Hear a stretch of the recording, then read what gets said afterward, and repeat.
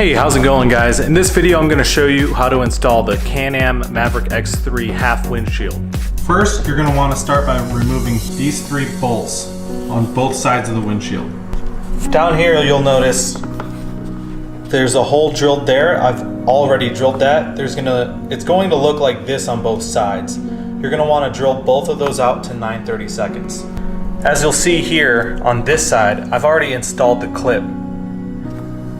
According to Can-Am, they want you to take apart this whole panel, but what I find easier is if you take a spare screwdriver, lift this up, you can pry it up enough.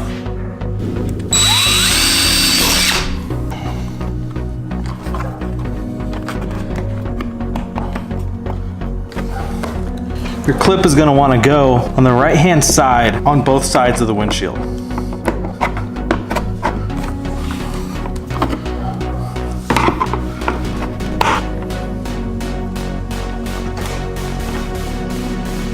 Once your metal clip is in, install your plastic tab.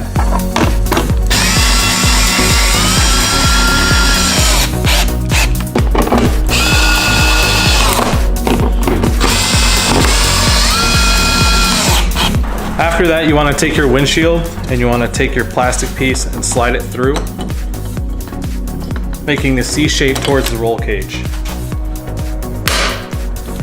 If you want, you can go to AutoZone and get this little rubber piece right here, so this will protect your paint. You don't have to do it, but I chose to do it. Afterwards, you can just go over, pop your windshield in on that side.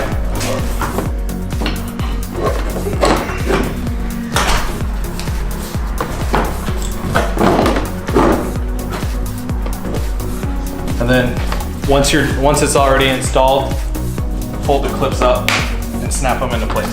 That's all there is to it. It takes about 10 minutes to install the whole thing. You only need a couple of tools and it's a very easy install.